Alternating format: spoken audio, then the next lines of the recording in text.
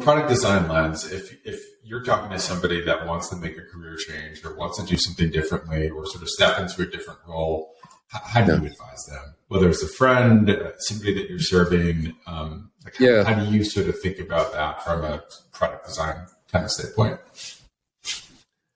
I don't think I have a single answer to that question. I think a lot of it depends on the circumstances. I think I have different heuristics that I'll use at different times. And so I think some high level principles that I keep in mind when I'm having those kinds of conversations are, I think a lot of people put a tremendous amount of gravity on the change and think it's irreversible.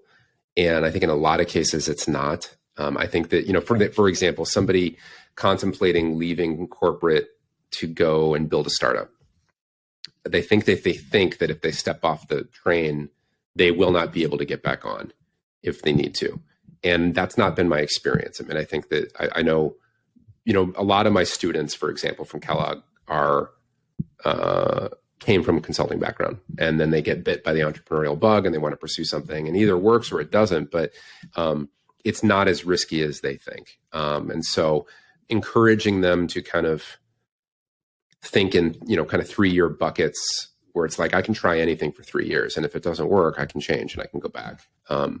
Maybe you go back and it's lateral and maybe the slope isn't quite as high.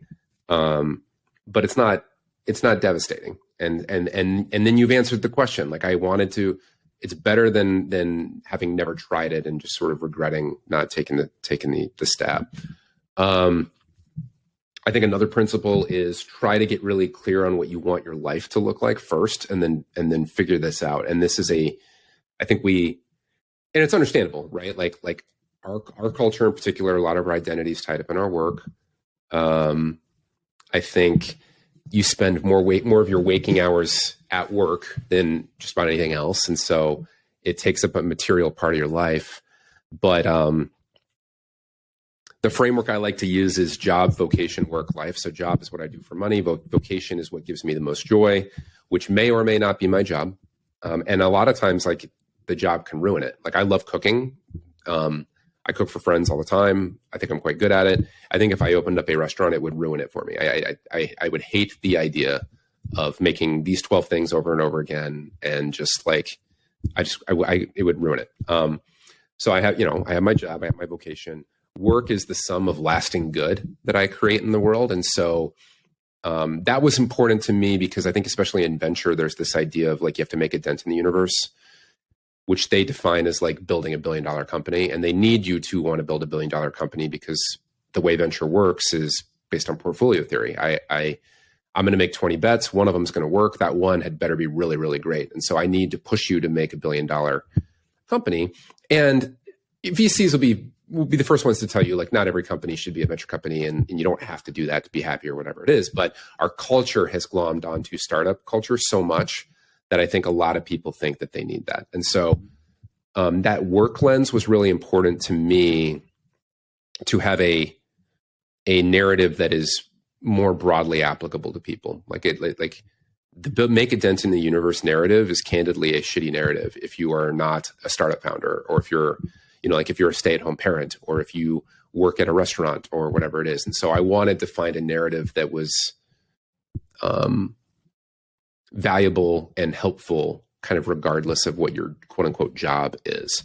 And so that is how I defined work. And then all of it ultimately boils up to your life, which is just the person that you're becoming. And so that's a lot more about like character and how you want your days to be. And I think that you can find fulfillment in a much broader range of jobs when you put the job itself in the appropriate perspective. And so,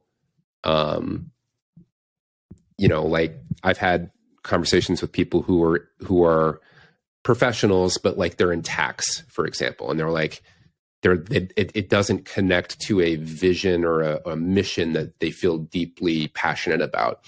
And by putting it kind of in the appropriate perspective, it's like, well, what do you care about? And they said, I care about serving people and blah, blah, blah. And it's like, well, you have a team of 6 people, right? You do a weekly one-on-ones with them. Like, what if in every one-on-one you go in with them and ask yourself, how can I serve these people? What if in every team meeting you go in and you ask, how can I serve these people? What if you approach every client with, how can I serve this person? And it's like, it's not necessarily about the spreadsheet that you're working in any longer. Now it's more about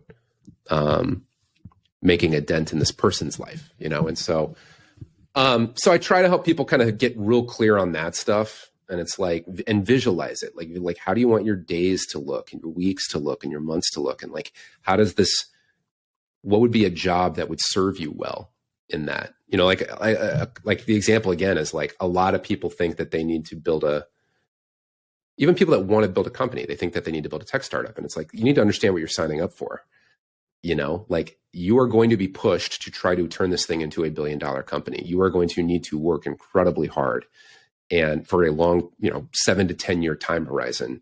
And if you're really clear on what you want, and at the end of the day, you want to have your house paid for, and you want to be able to go on some vacations, and you want to maybe drink a nice bottle of wine here and there and put your kids through college, like, there are much, much easier ways to do that than building a tech startup. And so trying to help them get really clear on what they want out of their lives first, and then that can inform, I think, some of the decisions that they make in terms of their careers and things like that.